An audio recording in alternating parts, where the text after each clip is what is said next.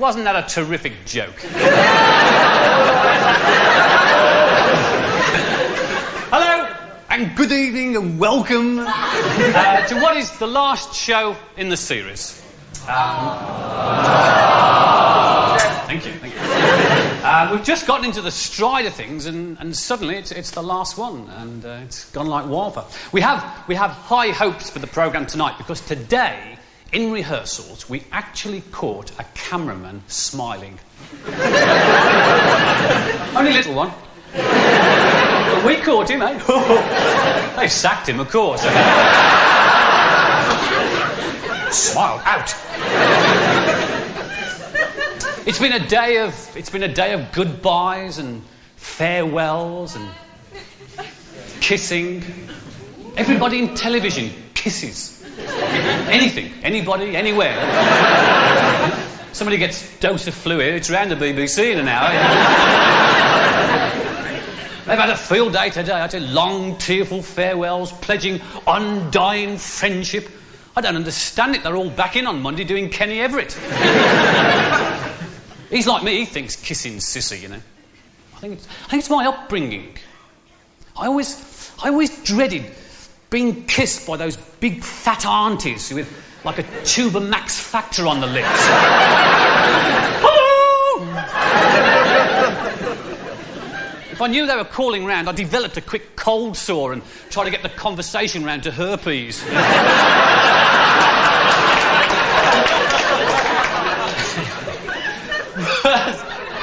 Worst of all, I remember being 17 years old, right, and going to France for the first time and being kissed full on the lips by a Frenchman.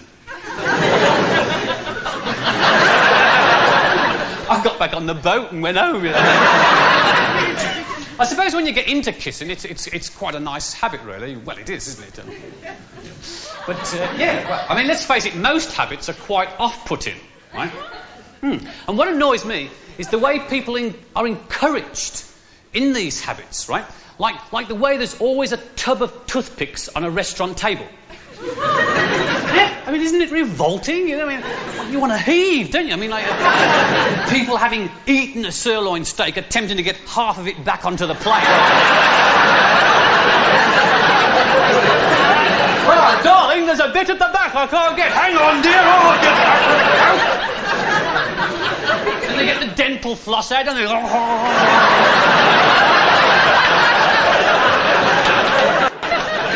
There are restaurants now that provide toothpaste and brushes on the table at the end of the meal. People are gargling away. Dentist mirrors and drills.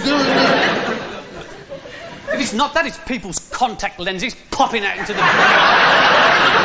beef bourguignon. It's always beef bourguignon, isn't it? Your contact lens! It's always my beef bourguignon. It's manufacturers, you see. They create anxieties so they can service them. Right? I mean, like, do you have excessive earwax fallout on your shoulders? And don't know about it? Buy new wax gun. Reverse aerosol. When the can's full, just throw it away. Do you suffer from navel fluff?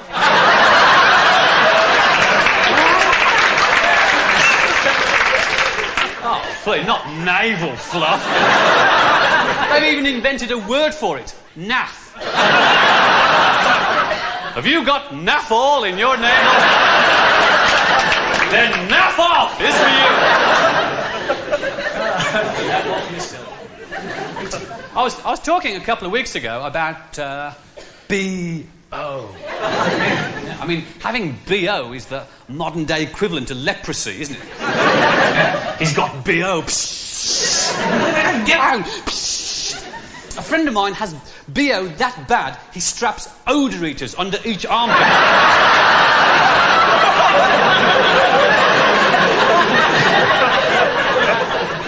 It works, but as I pointed out, you know, he'd find it a lot easier if he took him out the shoes first.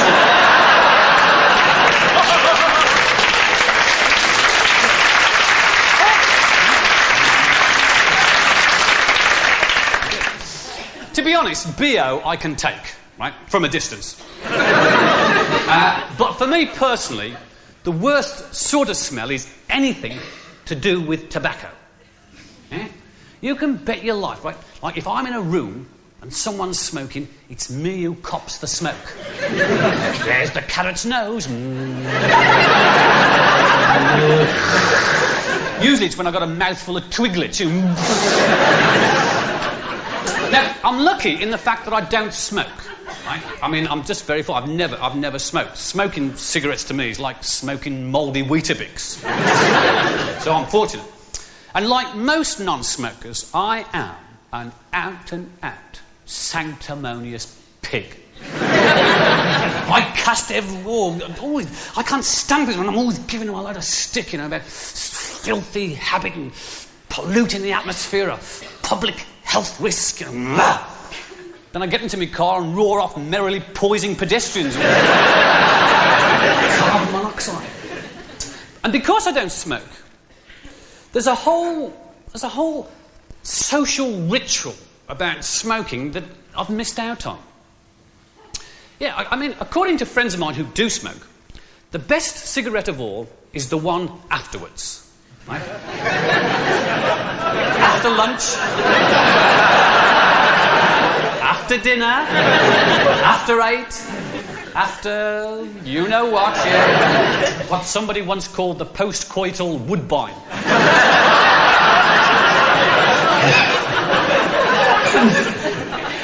Apparently, if you're giving up smoking, that's the one you miss most of all, you know? Yeah, I mean, I don't suppose it's the same, is it? Leaning back on the pillow, you know, all macho, with your medallion still jumping up and down on your chest.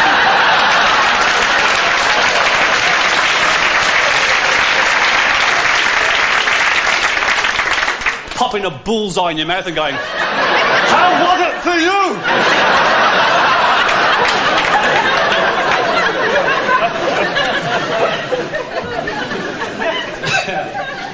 I don't mind smokers, to be honest. The only time it really gets to me is at those posh dinner dances, you know? Terribly, terribly posh. All the gentlemen have to wear dinner jackets and dicky bows. I'm wearing a dicky bow.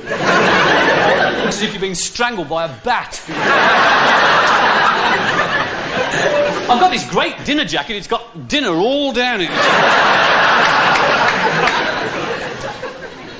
It's the in-between course smoker at the dinner table. That's the person that annoys me, right? They can't wait to get a fag into the mouth, you know? Like, no sooner is the food on the table and it's... Finished. I haven't. You have now. And as soon as the last morsel of the main course disappears down the gullet, that's it. I'll get back.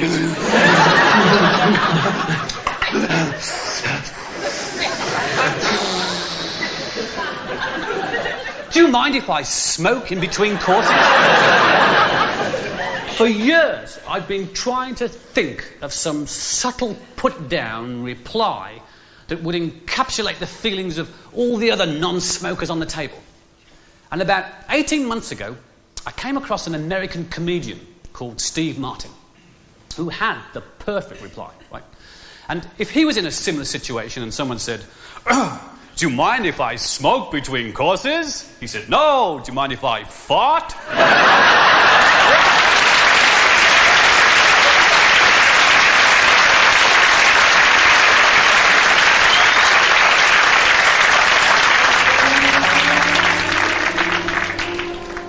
Sally used to spend all her evenings at home, just waiting aimlessly for the phone to ring. Then she discovered Jim, the new, exciting, feminine cigarette for today's woman. Jim, with the long, mellow taste for the woman who is woman enough to be a woman. Now, after only 6 months of smoking just 500 Jims a day, Sally has a new and glamorous man in her life.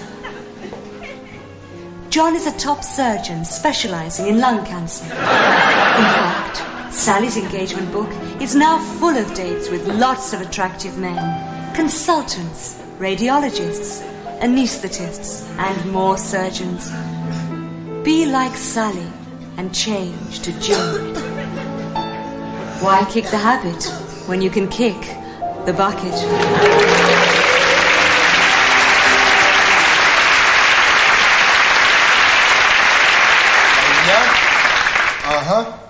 Yeah. Fine. Yeah. Sorry about that, Frank. Now, the reason why I wanted to see you, I'm not too ecstatic about your approach to the Chancellor cigarette account. No? Now, I know it's difficult to get away from the surreal, the lizards, the helicopter, the swimming pool, the subliminal aspect, okay? Mm-hmm. But I don't think your approach is a viable alternative. Well, what don't you like about it, Tim? Well, what's the slogan again? Chancellor cigarettes. For the smoothest, biggest, greenest balls of early morning mucus money can buy. What's the problem? What's the problem, Tim? Don't you like the name Chancellor?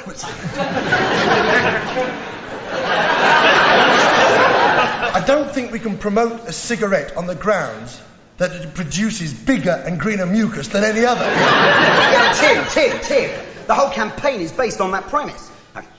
Chancellor cigarettes. I like a man who can bring up a good hanky full. Tim, we got Joan Collins saying that. Yeah. Joan Collins. I don't understand that, but I don't think it's a desirable product image to have a man bringing up great globules of viscous slime and coughing them into a handkerchief, eh? Yeah, what? Not even in soft focus? No! Not even, right, when he's on a Caribbean island, surrounded by a bevy of bikini-clad beauties, all pouting in awe at the size of his mucal excretia. No, Frank, no. He's a good character, Tim. The Mucus Man. We've got a whole series planned for him. We've got him grebbing up in Monte Carlo, having a bronchial attack in Paris, losing a lung in Rome, all the time surrounded by the adoring beauties. Frank, I want you to drop the whole sputum angle, okay? So it's back to the lizards? I'm afraid so, Frank. Hey, how about one of the lizards coughing up a greenie? No!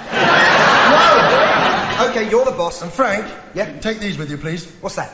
Your samples. Oh.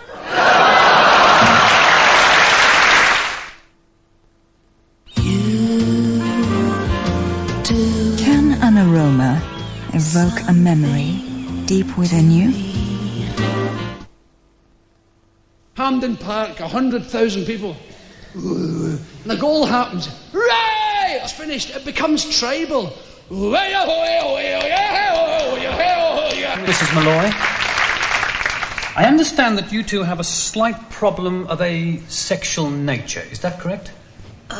Well, yes. You see, Doctor, I'm not getting any satisfaction. Why is that? Well, my husband here, he's in the SAS. Yes. Well, they're trained to get in and out without anybody noticing.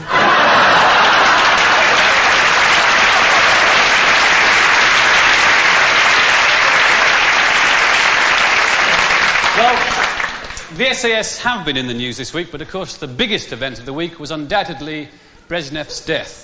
Apparently he died of shock when he heard that we'd actually caught one of his spies.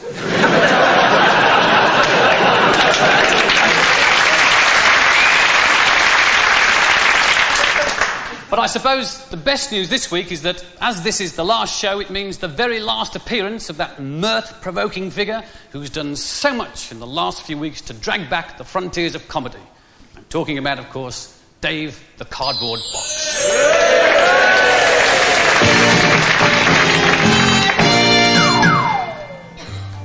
Hello again, everyone.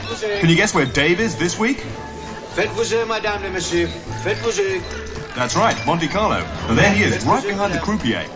And by the looks of things, he's quite a roulette player. Quatorze rouge. Well done, Dave. Does that mean champagne all round? Mon Dieu! Well, Marquis de Bourguignon's very happy, does he? Oh well, easy come, easy go. Where to now, Dave? Faites bouger, madame et monsieur. Faites bouger. Poker, eh? Now, that's a real man's game. I see you're playing blind, too. Remember, Dave, don't give a single emotion away.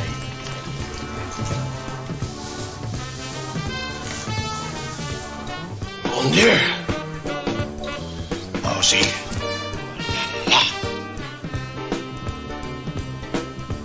Fini. That's amazing, Dave. Lady Luck is certainly smiling on you tonight. How do you do it? Oh, that's how you do it, is it? Shame on you, Dave. Well, now you're really in for it. And quite right, too. Well, I hope you've learned your lesson, Dave. You should never mix it with the mafia.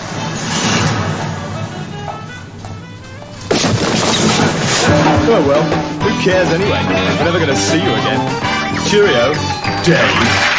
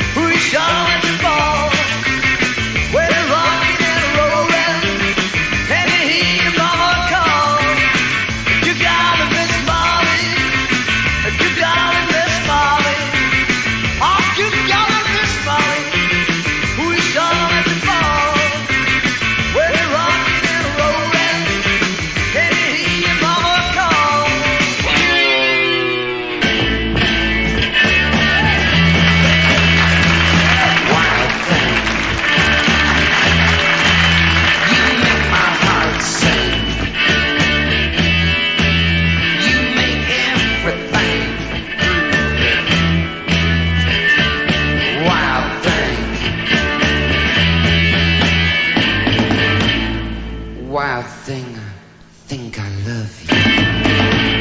But I wanna know for sure. So come on and hold me tight. I love you.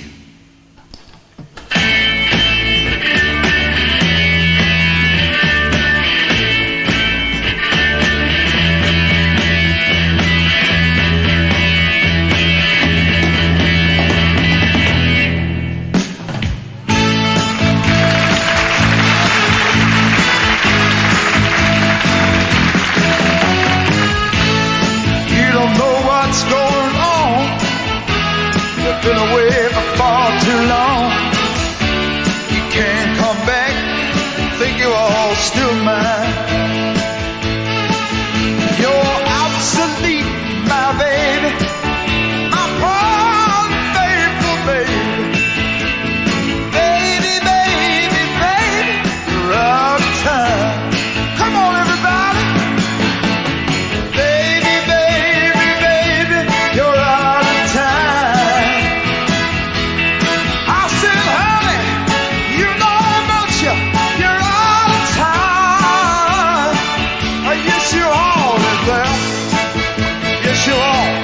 I said you're left out of there without a doubt. Baby, baby, baby, you're out of time. So let the heartaches begin. I can't help it, I can win. I lost that girl for sure. Now she's gone, I can't hold back the tears anymore. I see the couples dance through the night, they hold each other tight. The soft embrace they seem to share just makes me feel aware of the loneliness I've had to bear. So let the heartaches begin. I can't help it, Lord, I cannot win. I lost her for sure. Now she's gone, I can't hold back the tears. To spend my life with a girl like you. Into all the things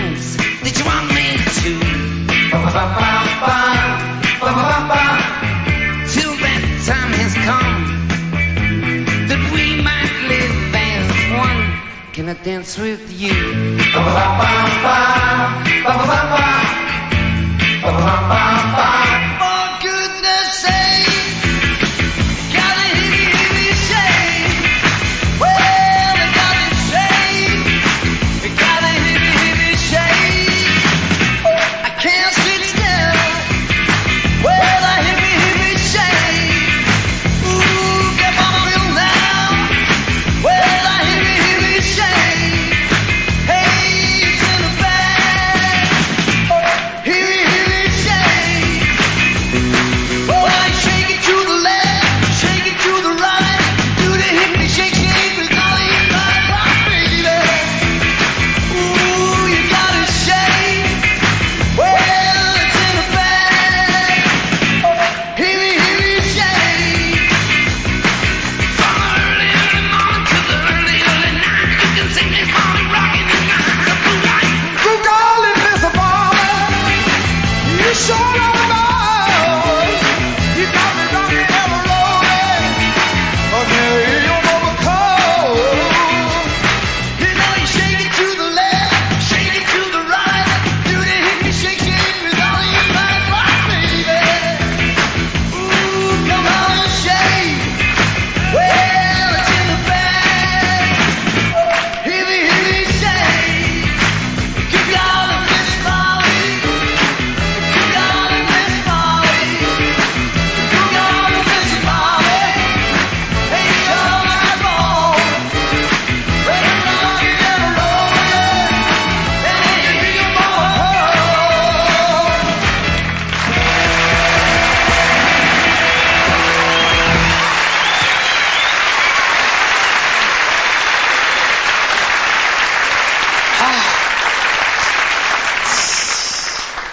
Reg Presley. Hey, did that bring the memories flooding back? I've been asking that question all day. I've been saying, hey, you know, like, hey, doesn't that take you back? Hey, do you remember all those songs? Everybody's been going, no. No, I don't remember them. No. I remember my dad buying it when he was 12. I remember that. See, people talk about nostalgia, but they never admit they're old enough to have taken part. Yeah? And here's something else that sort of puzzles me. Everyone goes on about how fab the good old days were. Wasn't it great to be alive then? You know, Bill Haley, Beatles music, miniskirts, psychedelia. Well, if you look in the music chart and the boutiques, it's all come back. And everybody's saying what a bloody miserable time they're having. And these people try and cling on to the old values, like teddy boys. There's hundreds of those. I mean, there's more teddy boys now than there were originally. Except the majority of them are sort of nearing 50. You know? Instead of brushing their hair back, they have to brush it from side to side.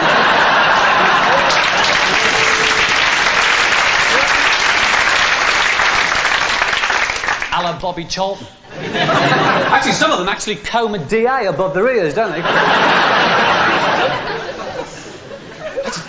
Teddy boys used to scare me to death, you know. They used to go round in razor gangs with those old cutthroat razors. Be a bit difficult today, wouldn't it? Threatening somebody with a bic.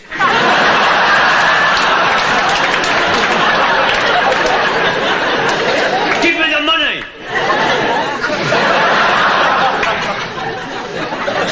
A bic for masochistic muggers. If ever I'm feeling masochistic, I go to a rock concert. You must have been like. First of all, you pay 10 quid, right? 10 quid for a seat in an auditorium that was once used as an aircraft hangar for jumbo jets. It was found to be too big. Then you have to stand on the seat because that's what everybody else is doing. Midgets go to rock concerts, that's why they stand on the seats. The supporting band comes on, right? Now that's going to take an hour, so you've got to get off the seat because who can listen to an hour of a support band, right? So you go to the bar, which chooses you off, right? Because you know the geezer who's running the bar is also the geezer paying for the crappy support band that gets you out into the bar in the first place. Then you have to wait an hour and a half for a plastic glass full of warm real ale. Right? They use real ale because it's all got those bits of twigs and rubbish in. Means they haven't had to bother to wash the glasses. You're now told that the main act is coming on and you can't take your glasses into the auditorium because it might make a mess. Make a mess! No one else has taken any notice of the warning, right? And you've got to get back to your seat by trudging through 1.5 tons of plastic glass everywhere, and your shoes are being sucked off by congealed, ruddled old peculiar, right? Then you wait another hour while the roadies condescend to put the pop covers on the microphone, right? Hallelujah! The main act comes out, right? You presume it's the main act because you don't happen to own an SAS telescopic night sight.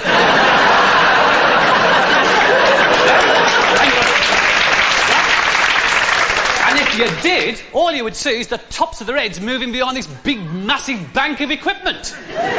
They give you a wave, don't they? Oh, thanks very much. And they disappear behind the speaker stacks to watch television. That's what they do. I'm convinced that's all they do. Watch television. Right, the roadies leap about for another 10 minutes trying to find the aerial, while the main act's personal guests join them behind the immense banks of equipment to watch Match of the Day. I mean, it's not as if the group's got to do anything, is it? I mean, it's all pre-recorded, so the roadies plug in the pre-recorded tapes, turn the equipment on, and the show finally starts. That's when you realise that the seat you're standing on is superfluous. Because you and the 10,000 other mug jobs are pinned to the sides of the building with a 600 decibel wall of sound. What?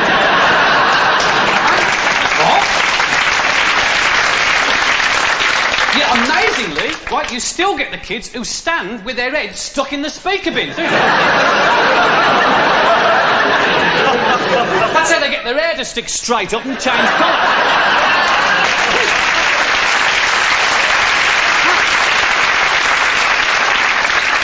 The concert gets underway and you're now listening intently, trying to decide what is music and what is feedback. And occasionally, someone from the group will amble forward and give you a piece of intellectual in-between song chat. Right!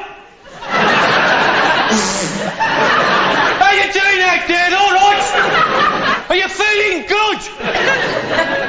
I said, are you feeling good? Well, I've got a bit of a bad back, actually. Right, we're going to play another song now. It's off our 7th album, the second side, track 4. And I want you all to sing in the chorus and clap along, OK? It's a song called Death Camps. Then there's the drum solo that goes on and on and on. That's so the band can watch Sergeant Bilko.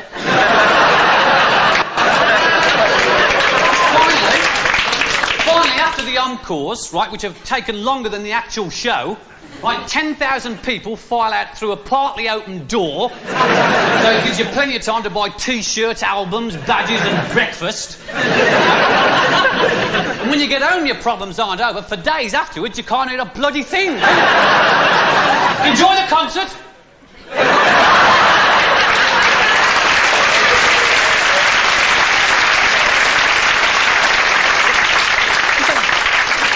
You have this constant ringing in your ear, don't you? You keep answering the phone. Hello? 20 years ago, they'd have put bands like that away. Now they get reviewed in the Sunday Times. I mean, if something sticks around enough, it gets respectable. Right? Punk's respectable. It's 5 years old now. Pretty soon, Max Bygraves will be doing it. Be able to buy Gobblonga Max.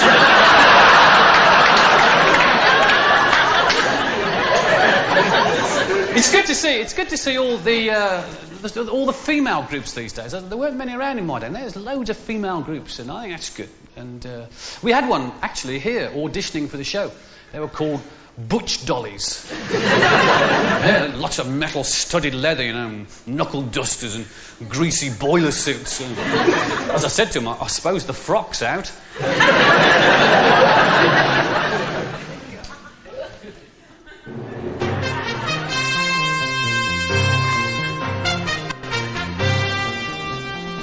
Hello.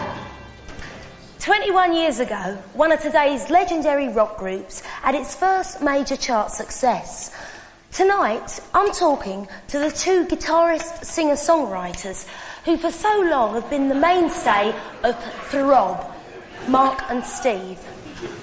Mark, 21 years at the top of the rock world, well, that's a long time, isn't it? Is it? Yeah, so. Yeah, it's a long time, yeah.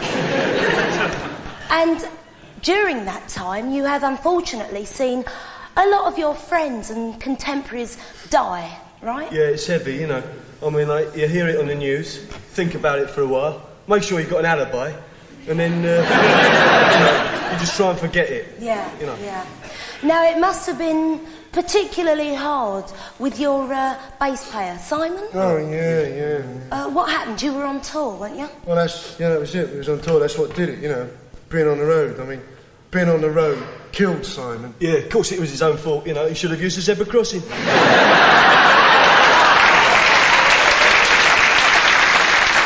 Now, you both got into drugs, right? No.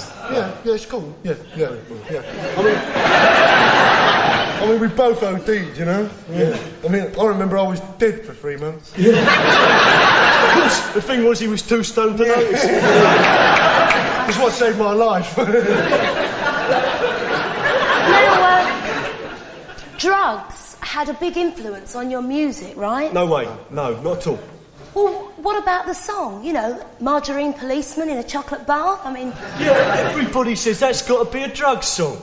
It wasn't, right? We just happened to meet this margarine policeman in a chocolate bath, you know. He was the one on drugs. He was well stoned, he was. I see. Now, keeping on songs for a moment, I do believe that you were heavily influenced in your early days by Bert Weedon. Oh, yeah. We went along and saw Bert, and he changed our whole musical direction, you know? Yeah, we used to play like this, now we play like this.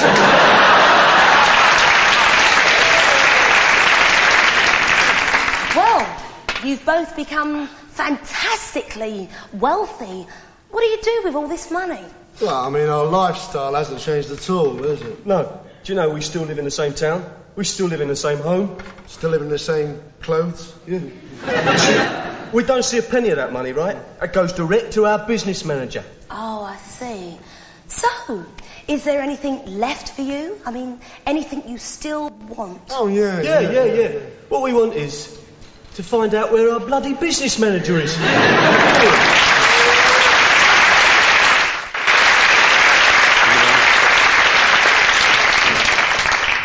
Aren't rock musicians fascinating to listen to? Rock musicians and I do have something in common. We all spend hours in newsagents' magazine racks, furtively searching for new kids' comics we haven't read. Ronnie of the Reds, a cracking new soccer serial in Leopard magazine for boys. The story so far. Big Ronnie Royce was captain of Mudsey Town until he was involved in a terrible car accident in which he was decapitated. Left with only his head, Ronnie finds it really hard to get back onto the team. And in the European Cup final against the crack Spanish team Made-Up Madrid, Ronnie's head is substitute. Now, read on.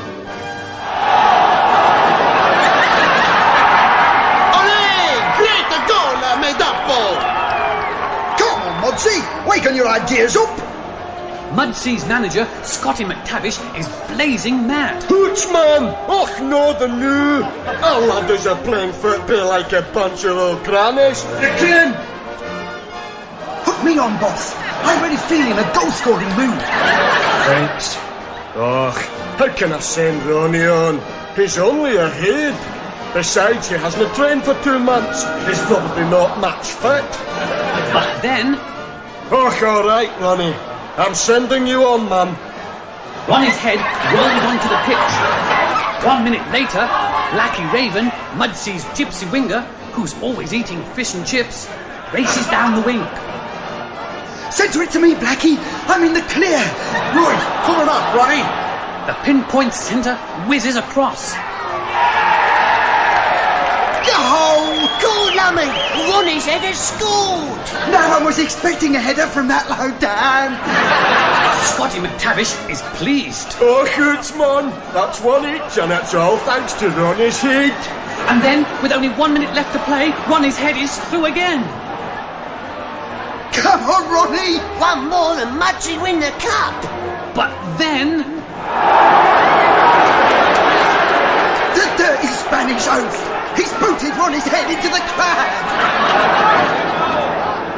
Oh no! The partisan Spanish supporters won't throw it back onto the pitch. Don't miss next week's Ronnie of the Reds, when Mudsy's gypsy winger, who plays barefoot, takes all his other clothes off too.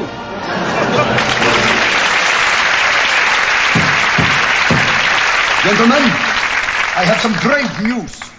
Our sources have revealed that a British agent is operating in our midst. We cannot be too critical, comrade. After all, this is Cheltenham.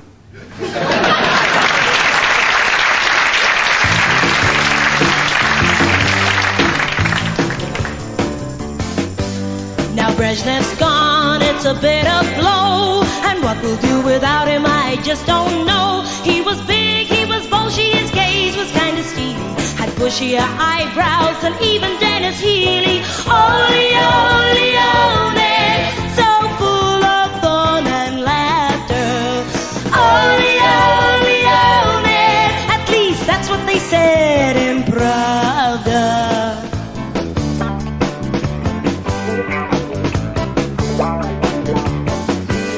To look so cute in your Sunday suit, standing on the balcony to take the salute, as the tanks moved off in immaculate order to hound the Afghans across the border.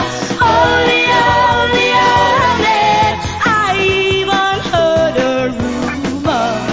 Ole, ole, ole, that you had a sense of humor. The one thing that everybody wanted to hear was the joke that you whispered in Nixon's ear. Your relationship with Britain went for a button. You saw the Iron Lady and you drew the Iron Curtain. But you'll always be remembered as a great Bolshevik. They're gonna put you in the Kremlin wall, old son, 'cause you were such a brick. Ole, ole, ole, we're gonna be hearing a lot of not Leon, Leon, but Yuri Andropov.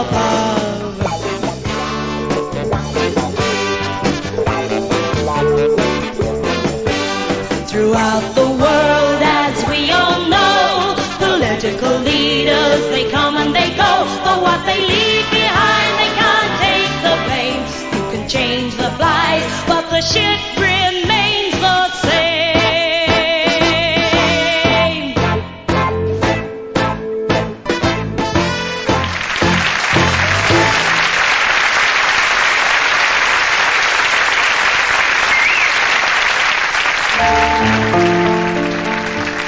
First came Romeo and Juliet, then Antony and Cleopatra, and now Ronnie and Margaret. A simple story of a simple woman and a very simple man.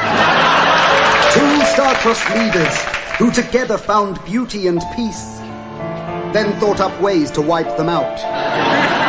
This man was so different from others she'd known, so rough, so rugged. Why, he had people like her for breakfast.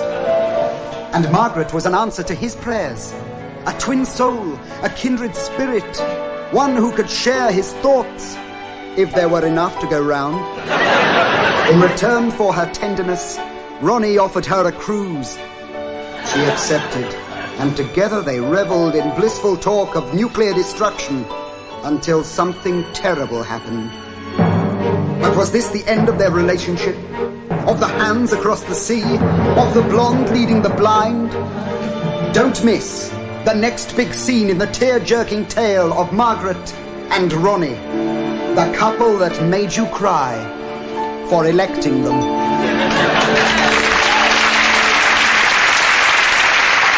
Good evening.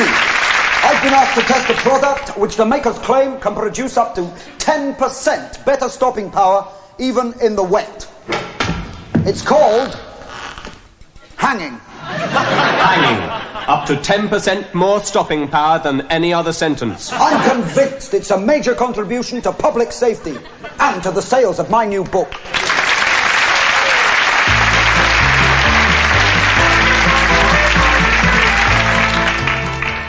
Tonight, on the Money programme, we'll be examining what happens to your licence fee. Where does your money go? Well, I've been speaking to you for just a few seconds, yet already I've earned a great deal of it. Yes, simply by sitting here and reading out this short introduction, I have raked in a goodly amount. In fact, this much. Makes you quite ill, doesn't it? And your money doesn't just go on excessively large salaries to front men like me. Here is an actor. He's not even particularly good. Yet, by walking on in the middle of this minority appeal programme, he is making it hand over fist. And it gets worse, because if he had a speaking part, his salary would be automatically trebled, even if he only said one word. Wouldn't it, John? Yes! There you go. Totally unnecessary. And all your hard-earned cash down the drain. Your licence fee is being wasted like this every day. As an example, here is a model of where your money has been wasted so far in this short programme. This is the money that I've been paid. This is the money that he's been paid. And this is the money spent making this model to show.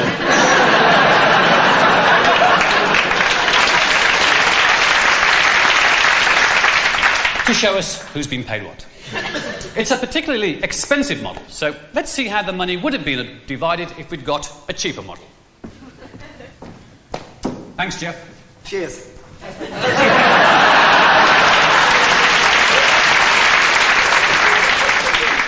What a waste.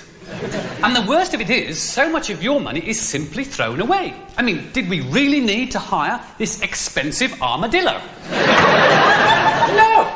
Was it necessary for us to buy this particularly rare photograph of Frank Sinatra and rip it in two? No. And this telephone is totally superfluous. It doesn't even work. It's not even plugged in.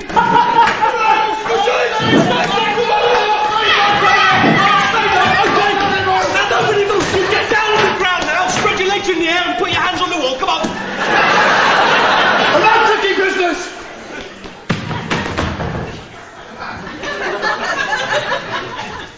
You're sun readers, aren't you?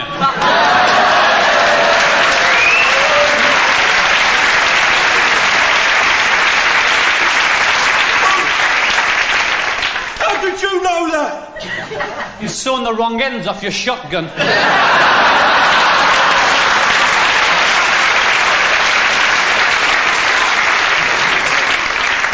We happen to be from the POD.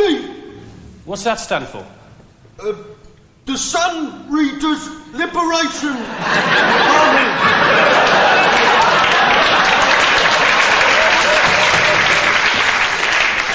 And we're going to take you hostage. Yeah, no tricky business. Can you wait until I finish, please?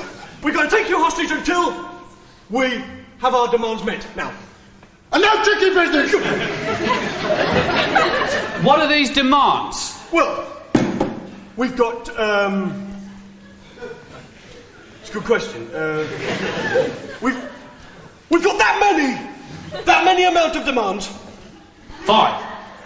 Well, it doesn't, not that little stubbly one on the end. 4. Is it? Yes, 4. And I've got them written down here on this piece of paper.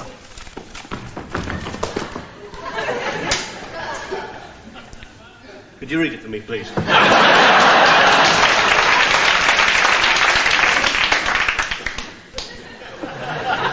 Demand 1.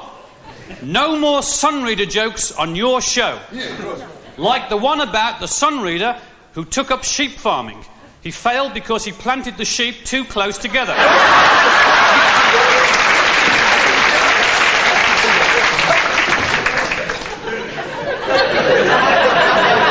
Demand 2. We want more tits on news at 10. More tits on songs of praise. And more tits on Benny Hill. Demand 7.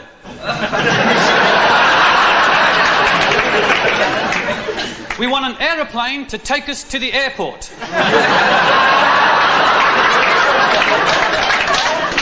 Where a car will meet us and take us to 33 Sussex Gardens, Northwest 8. And nobody must follow us. And no tricky business! Don't forget to use the handkerchief. Hello. What? I'm sorry, I can't hear a word you're saying. Right, let's go. Blindfold him.